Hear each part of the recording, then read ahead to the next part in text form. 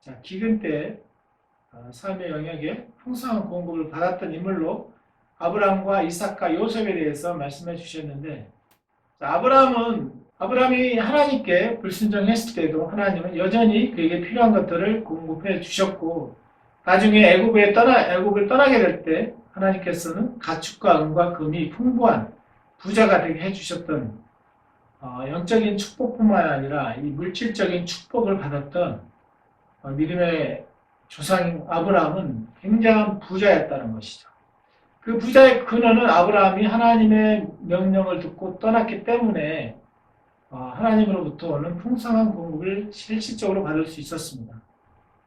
또 이삭도 그랄에 갈 때 그 기근에 또 씨를 심어서 그의 100배나 거두었다고 창세기 26장에 말하고 있습니다.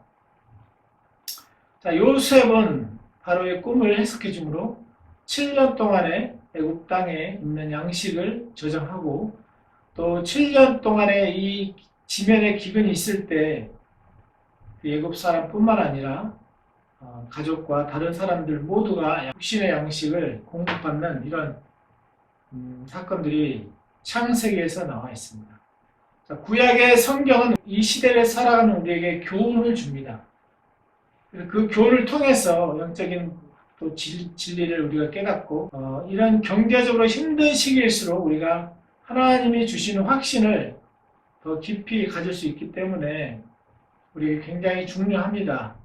또 이런 시기에 우리가 낙심할 수도 있는데 오히려 낙심하지 않고 하나님께서 주시는 풍성한 것들을 우리가 누릴 수가 있죠.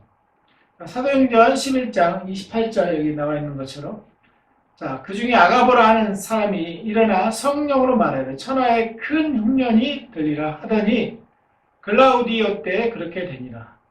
자, 아가보라는 이 뜻은 메뚜기라는 뜻이 있는데 보니까 성령님께서 아가보에게 깨닫게 해주셨죠. 천하에 큰 흉년이 들리라 하더라. 자, 하나님의 성령께서 이 아가보를 통해서 큰 흉년이 있을 거라고 했고 실제로 그런 일이 일어났습니다.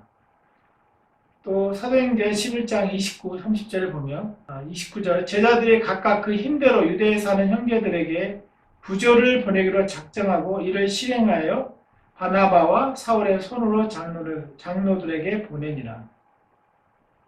자, 유대에 사는 형제들에게 부조를 보내기로 작정하고 자, 하나님의 사람들인 제자들은 지원해 줄 수 있는 것보다 더 많이 갖고 있어서 가난한 믿음의 동료들을 도와줄 수 있었습니다. 하나님께서는 언제나 그리스도 안에 있는 믿음의 형제 자매들을 도울 수 있는 것보다 더 많이 갖게 하실 것입니다.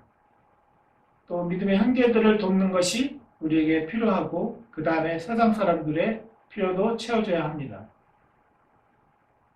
그러면 하나님의 자녀들은 이런 재정적 기근에 대해서 무엇을 기대할 수 있을까요?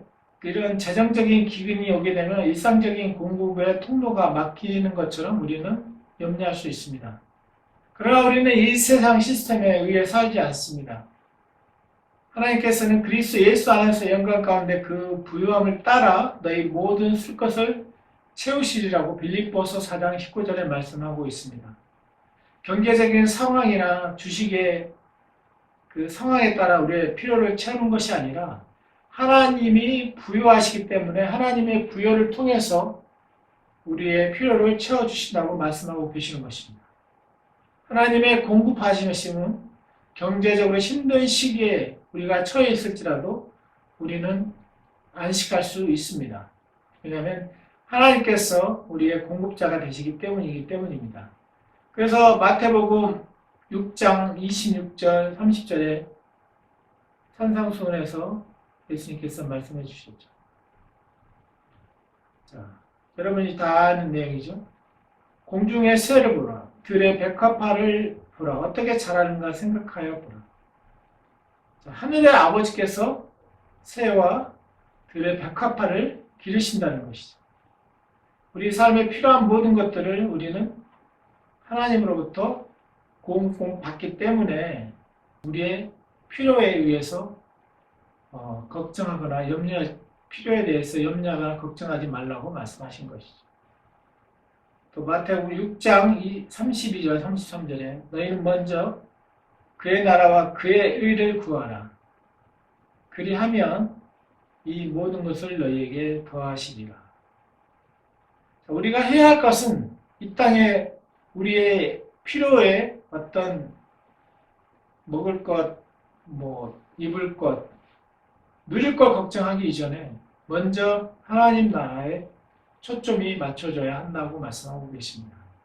그리고 하나님의 기준에서 하나님의 의는 우리가 전적으로 하나님으로 받는 것이죠. 의는. 그 결과로 우리는 우리 삶에 필요한 모든 것들이 채워지는 이런 시스템을 배우게 됩니다. 물론 우리의 지성과 또 우리의 직업이 우리의 어떤 수고로 되어질 수 있지만, 그러나 하나님의 큰 사랑의 관점에서 보면 이런 모든 것들을 하나님께서 우리를 위해 준비해 놓으셨다는 것이죠. 그렇기 때문에 우리는 먼저 그의 나라와 그의 의를 구하는 것이 우리 삶 속에 필요하다고 말씀하고 계신 것이죠. 자, 세 번째로 가보겠습니다. 하나님의 방법으로 심고 거두어드릴 것을 기대하라. 자, 하나님의 방법입니다. 세상의 방법이 아니라 하나님의 방법으로 우리는 심고 거두는 것을 기대해야 됩니다. 자, 경제적으로 힘든 시기에 풍성한 추수를 위해서 우리는 무엇을 해야 될까요? 그 한 가지 방법이 디모데전서 6장 18, 19절에 나와 있는데, 선을 행하고 선한 사업을 많이 하고 나누어 주기를 좋아하며 너그러운 자가 되게 하라. 너그러운 자가 되게 하라. 이것이 장래에 자기를 위하여 좋은 터를 쌓아 참된 생명을 취하는 것입니다. 자, 주는 삶을 산다면 우리는 좋은 터를 쌓고 있는 것이고, 또 미래의 추수를 위해 씨를 심고 있는 것입니다. 과거에 수확한 것도 있지만 미래를 위해 씨를 심는 것도 필요합니다. 우리가 살아있는 한 심고 거두는 원리는 변치 않을 것입니다. 창세기 8장 22절에 나와 있죠. 당신이 심는 것은 무엇이든지 그대로 거두게 될 것입니다. 자, 우리는 너그러운 자가 되는 것이 필요하죠. 그래서 우리 삶 가운데 관대함을 심는다면 우리의 생각과 계획대로 되지 않는다 할지라도 하나님께서 내가 통제할 수 없는 이런 상황 가운데 나의 필요를 채우고 우리는 너그러운 사람으로 준비되어져 갈 것입니다. 그 이야기가 누가복음에 나오죠. 누가복음 19장에 나와 있는 여러분도 아는 부자 간원과 부자 삭개오에 대한 내용입니다. 자, 젊은 부자 간원은 예수님이 율법에 대해서 말씀하시자 나는 어렸을 때부터 다 그것을 지켰다고 말씀하고 있죠. 이 젊은 부자 간원은. 그러나 주님이 네가 있는 것을 다 팔아 가난한 자들에게 주라 했을 때 이 젊은 부자 간원은 떠나고 맙니다. 자, 율법이 주어지자 다 행했다고 했는데, 그래서 예수님이 한 가지 부족한 걸 지적하자 그는 그 모든 재산을 팔 수 없는 선택을 하게 되죠. 그래서 결국 예수님을 떠나가게 되죠. 반대로 이 부자 세리 삭개오, 누가복음 19장에 나오는 이 삭개오는 어떻습니까? 자, 예수님을 만나고 은혜를 받자 그의 재산의 절반을 가난한 사람에 주었고 또 속여서 빼앗은 것이 있다면 4배로 돌려주겠다고 약속하고 돌려주었습니다. 이처럼 예수님으로부터 오는 은혜는 삭개오를 관대하게 너그럽게 만들었습니다. 우리도 우리 삶에 임한 은혜만큼 관대해질 수 있습니다. 지식적인 이론이 아니라, 은혜가 아니라 우리 삶 가운데 그분의 은혜의 실제를 경험할 때 우리는 그런 삶을 실제적으로 살 수가 있는 것이죠. 성령님이 거하는 우리는 하나님의 성전이죠. 자, 우리는 신령한 집으로 또 세워져 가고 있습니다. 그래서 우리 모두는 하나님의 집을 이루고 있죠. 그래서 이 솔로몬 성전에 있는 이 3개의 방의 원리는 너무나 중요하다는 것이죠. 자, 솔로몬 성전에 있는 이 3개의 방에 대해서 계속해서 말씀하고 있죠. 자, 1층에는 곡식과 포도주와 기름이 보관되어 있고 2층에는 제사장들이 잠을 자는 침실, 안식을 상징하는 침실이 거기에 있었습니다. 또 가장 높은 3층에는 금과 보화들이 가득 겨 있었죠. 이 성전의 원리가 어떻게 우리 삶 가운데 적용되어지는지를 이따 또 볼 수 있도록 하고요. 참, 오늘날 이 돈에 대한 필요는 굉장히 많고, 그러나 하나님께서는 우리가 돈을 쫓는 것보다는 돈이 우리의 필요를 채워주는 종의 자리에 가기를 원하신다는 것이죠. 그래서 과연 돈에 대한 이 사랑을 끊는 방법은 결국 재정적인 영역에서 하나님의 방법을 배우는 것이라고 말씀하고 계십니다. 그 하나님의 방법 중 하나는 관대해지는 것이고, 관대해질 때 이 삭개오처럼 돈에 대한 욕심이 사라지게 되고, 또 이 사랑을 흘려보낼 수 있는 넉넉한 자가 되었죠. 자, 우리는 재정에 씨를 뿌려야 되고, 그 뿌릴 때 누가복음 6장 38절에 축복을 누릴 수가 있죠. 주라 그리하면 너에게 줄 것이니 곧 후일되어 누르고 흔들어 넘치도록 하여 너희에게 안겨주리라. 너희가 헤아린 그 헤아림으로 너희도 헤아림을 도로 받을 것이니라. 누가복음 6장 38절 나와 있죠. 그래서 이 하나님께서 우리가 주었을 때 거둬들일 것이라는 것을 약속하셨고, 또 흘러넘치는 풍성한 수확을 기대할 수 있다는 것을 우리가 알 수 있기를 원하신다는 것이죠. 고린도후서 9장 6절에서 7절까지 보면, 자, 적게 심는다는 적게 거두고 많이 심는다는 많이 거둔다 하는 말이 맞죠. 자, 우리가 뿌린 만큼 우리는 거두어갑니다. 그러나 우리가 하나님께 우리의 10분의 1을 드렸을 때 그로부터 오는 축복은 굉장히 많이 있습니다. 이 11조에 대한 부분이 오늘날도 굉장히 큰 이슈가 되고 유튜브나 교회에서도 많이 강조를 하고 있습니다. 그 부분을 좀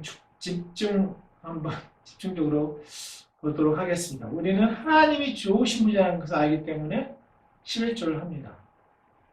그래서 우리가 경제적으로 이 씨를 심는 것은 관대해지는 것뿐만 아니라 11조를 하는 것입니다. 물론 한국 교회의 11조는 굉장히 오해된 부분이 많죠. 그러나 느헤미야 그 성전 건축을 통해서 이 11조에 대한 중요성을 또 한번 볼 수 있습니다. 자, 이제 바벨론 포로로 끌려갔던 70년의 시간이 지나고 나서 또 남아있던 하나님의 사람들이 예루살렘으로 돌아오게 되었죠. 그들 중에 느헤미야가 있었는데 느헤미야는 왕에게 예루살렘에 있는 솔로몬 성전을 재건할 수 있도록 요청했습니다. 느헤미야에 있었군요. 그래서 느헤미야가 예루살렘 총독이 되어서, 우리가 말하는 총리겠죠. 총리가 되어서 이제 성전 건축을 하려고 합니다. 느헤미야 2장 10절에. 그런데 산발락과 도비야가 이제 방해를 하게 되죠. 그리고 이 이스라엘 자손을 흥하게 하려는 사람이 왔다는 소식을 듣고 근심하죠. 사실 이 도비야의 뜻이 하나님은 선하시다.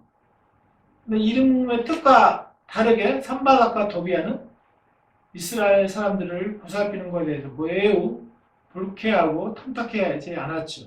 그래서 느헤미야 4장 3절에 보면, 4장 3절을 보겠습니다.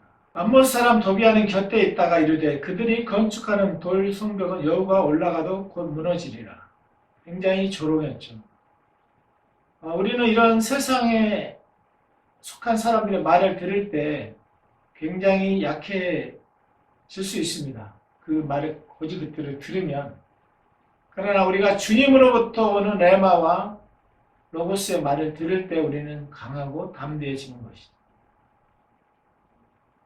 이 산발락과 도비야는 이스라엘 사람들을 조롱하고 이스라엘 사람들에게 성전 건축 재건을 하지 못하도록 낙담시키려고 애를 썼습니다. 오늘날 우리도 이 은혜 복음을 믿고 살아가는 우리에게 얼마나 많은 사람들이 또 낙담시키려고 하는지 모르겠습니다. 우리는 이런 시기일 때 그들과 싸우거나 그들을 저주하는 것이 아니라 주님을 바라보면서 한 단계 더 높은 차원으로 올라갈 수 있습니다. 우리가 역경을 당할 때, 우리가 그런 자세를 취할 때 우리는 또 그런 상황과 환경으로부터 벗어날 수가 있는 것이죠. 그래서 이 느헤미야와 이스라엘 사람들은 이 성전을 보호하고 또 적으로부터 이 성전을 보호하기 위해서 성벽을 쌓죠. 제가 이스라엘 예루살렘을 가봤는데 성벽이 너무 튼튼하죠. 굉장히 튼튼한 걸 볼 수 있습니다. 우리 뭐 한국에 있는 산성의 남한 산성이나 뭐 행주 산성 이런 산성은 저리 가라 할 정도로 굉장히 견고하고 튼튼합니다. 그래서 내 주는 강한 성이요 할 때 그 성의 개념이 얼마나 튼튼한지 그 우리나라와 이스라엘 그 성의 크기와 또 이 쌓아진 높이를 보면서 정말 이 성이 얼마나 튼튼한지를 볼 수가 있습니다. 이스라엘 백성들이 지은. 그래서 이 느헤미야는 결국 이런 도비아와 선발렛의 방해에도 불구하고 결국은 성전을 쌓게 되죠. 성벽을 쌓게 되죠. 그리고 나중에 알게 된 사실은 그 당시에 제사장 엘리야십이라는 사람이 있었는데 이 사람이 도비아와 내통해가지고 결국 이 성전의 3층 이 11조를 받아서 넣는 보물들이 제장되는 이 3층의 방을 도비아에게 줘버렸죠. 그래서 이 솔로몬 성전의 이 세 개 방에 대한 계시는 굉장히 섬세하고 중요합니다. 하나님께서 우리에게 이 여러분의 삶 가운데 또 우리 각자 재정적인 영역에 축복들을 주시고자 하시는 시기라는 것이죠. 그래서 우리는 이 1층, 2층, 3층의 축복들을 경험하고 있습니다. 자, 1층의 성찬, 2층의 안식. 이 안식은 재정적인 안식도 포함되어 있다는 것이고 또 이 영적인 안식도 포함되어 있습니다. 그래서 이 영혼 몸이 편안한 그 데살로니가 전서의 그 말씀도 영과 혼과 몸이 보존될 뿐만 아니라 그런 축복들을 경험하게 된다는 것이죠. 그 시점이기 때문에 굉장히 중요하고 우리는 2층에서 이제 3층으로 올라갈 수 있는 과정 중에 있다는 것이죠.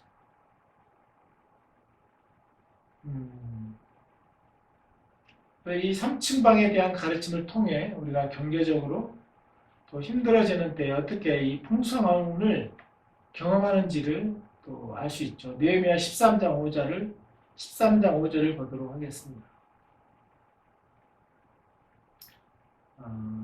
도비아를 위하여 한 큰 방을 만들었으니 13장 5절 그 방은 원래 소제물과 유황과 그릇과 또 레위 사람들과 노래하는 자들과 문지기들에게 11조로 주는 곡식과 새포도주와 기름과 또 제사장들에게 주는 거제물을 두는 곳이라. 자, 이 도비아를 위하여 한 큰 방을 만들었습니다. 자, 이 엘리야십이라는 이 제사장이 도비아에게 3층을 주었습니다. 그 방에는 11조와 금과 은이 보관되어 있었습니다.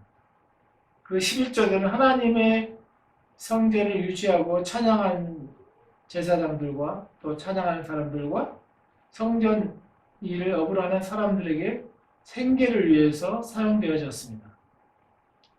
하나님은 이런 경배와 찬양을 하나님을 높여드리는 것을 좋아하고 그 사역에 또 일하는 사람들에게 그런 11조가 쓰여지는 것을 좋아하신다는 것이죠.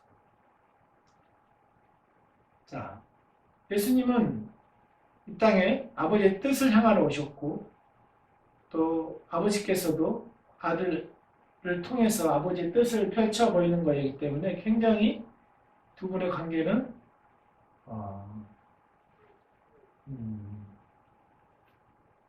사랑의 관계였죠.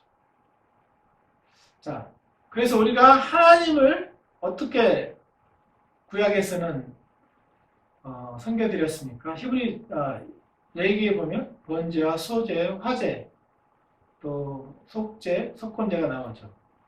자, 이런 번제, 소제, 화제는 그 제물을 가지고 하나님께 예수님을 상기시켜 드리는 즐거움의 제사였다는 것이죠. 자, 근데 이 11조는 사실 우리 첫 열매 되신 예수 그리스도를 상징하죠. 민수기 18장에 나오는 거제가 사실 11조인데, 그래서 자, 히브리서 13장 15, 16절.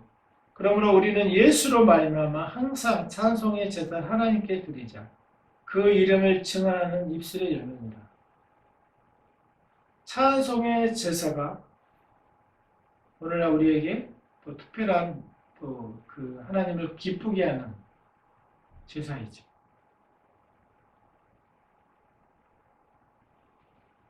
또 말씀을 또 보도록 하겠습니다. 느헤미야 13장 6, 7절을 보겠습니다. 그때 내가 예루살렘에 있지 아니하였느니라. 바벨론 왕 아닥시스 32년에 내가 왕에게 나아갔다가 며칠 후에 왕에게 말미를 청하고 예루살렘에 이르러서야 엘리야십이 도비야를 위하여 하나님의 전뜰에 방을 만든 악한 일을 안지라. 자, 예루살렘에 이제 와서 엘리야십이라는 제사장이 도비야를 위하여 하나님의 전뜰에 방을 만든 악한 일이라고 했죠. 악한 일을 말하고 있다고, 하게 됐다고 말씀하고 있습니다.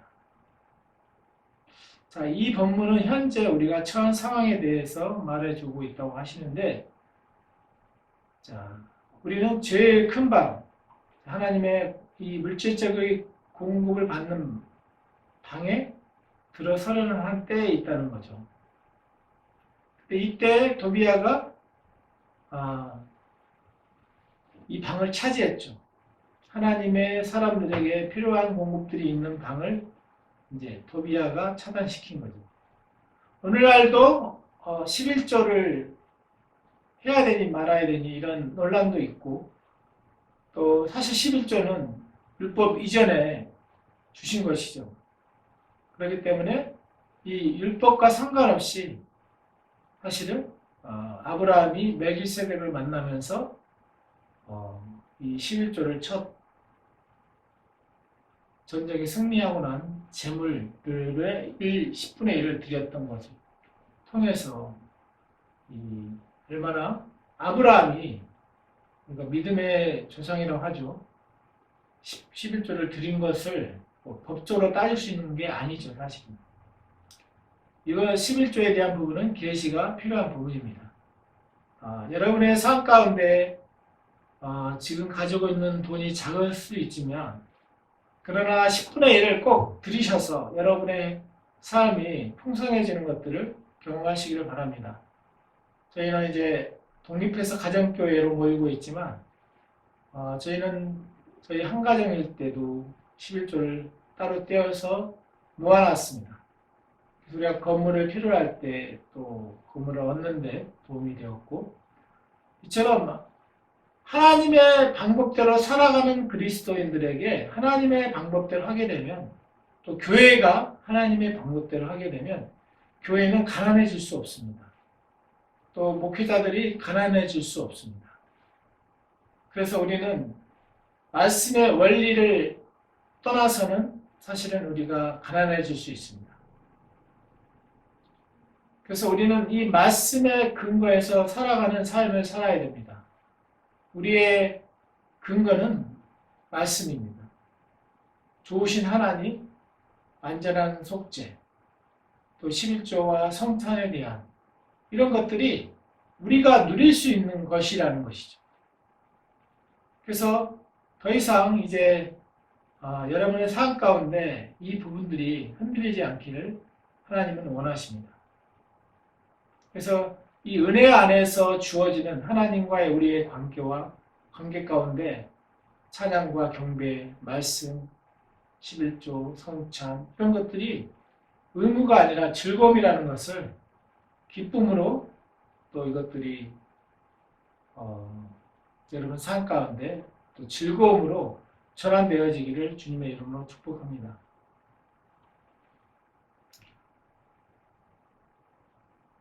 또 보도록 하겠습니다. 자, 히브리서 7장과 창세기 4장 20절을 보겠습니다. 자, 여기서도 아브라함에 대한 얘기죠. 여러분이 알다시피 아브라함은 10분의 1을 멜기세덱에게 주었다고 말씀하고 있죠. 또 보겠습니다.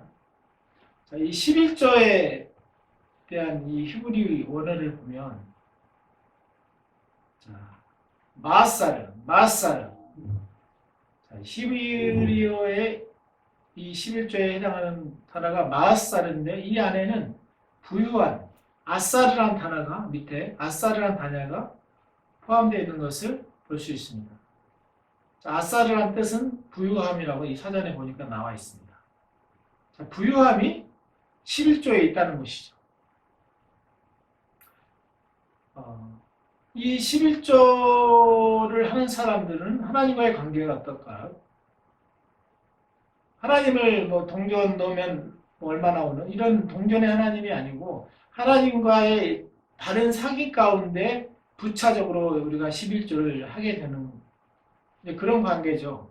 11조 위에 있고 하나님 밑에 있는 게 아니라 나와 하나님과의 관계가 바르다면 또 성찬이나 또 11조나 이런 거를 통해서 하나님의 부유함을 경험할 수 있는 부분이죠.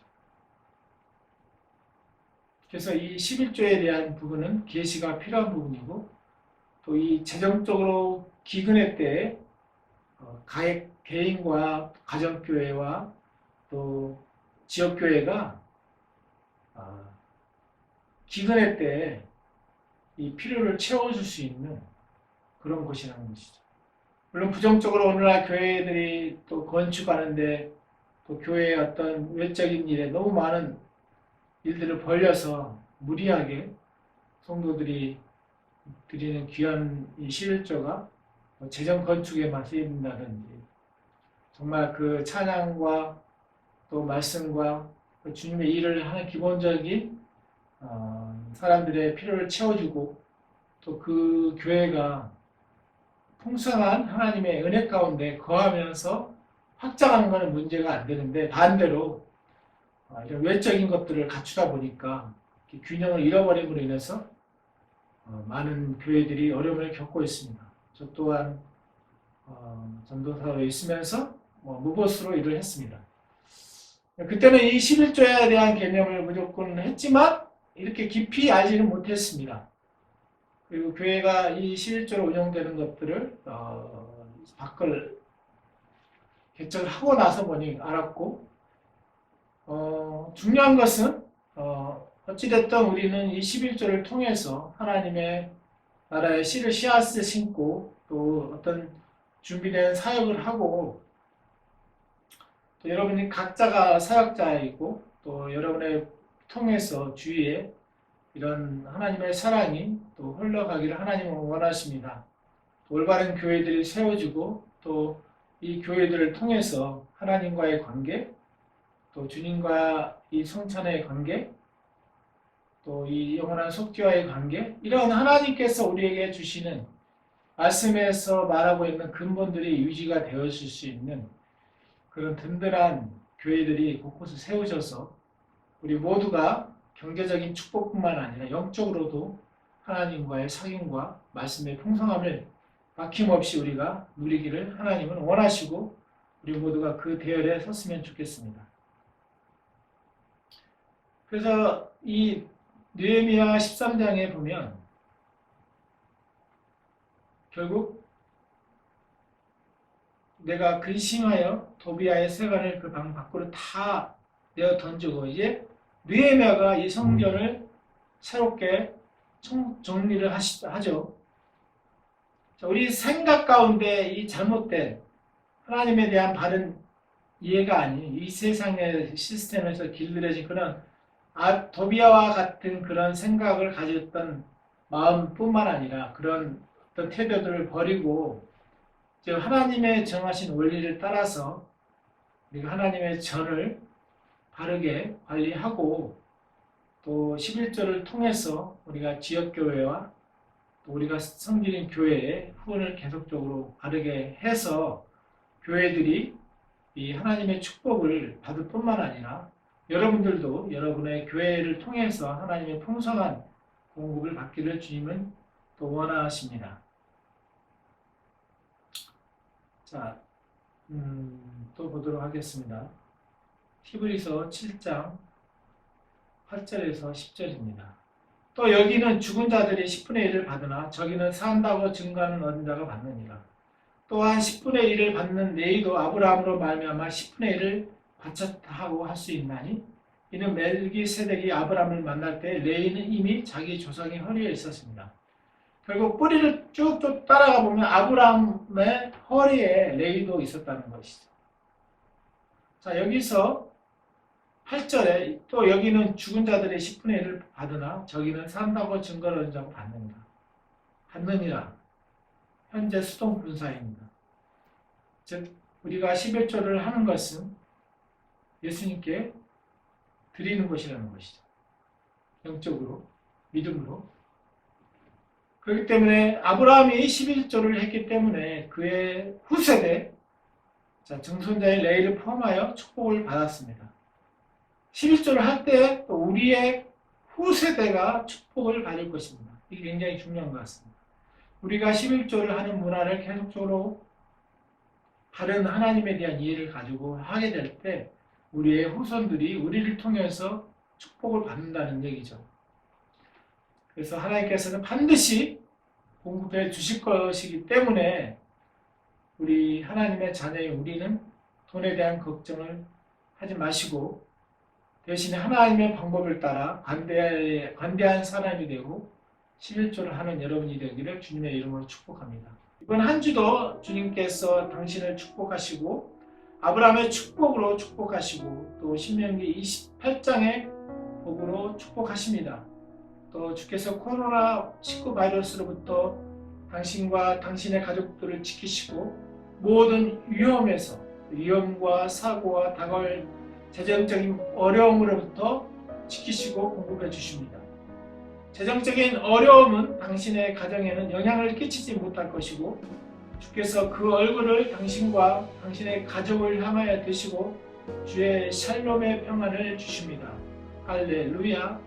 아버지 감사합니다. 우리의 삶 가운데 또 하나님이 주시는 이 하나님의 방법대로 씨앗을 뿌리고 거둠으로 또 이 11조의 원리를 통해서 우리 삶 가운데 부어주시는 하나님의 큰 축복을, 물질적인 축복을 우리가 받아 누리고 우리 후세대도 우리가 11조를 드림으로 인해서 또 후세대가 받는 축복들을 볼 수 있는 영안을 열어 주옵소서. 감사드리고 귀하신 예수님의 이름으로 기도합니다. 아멘.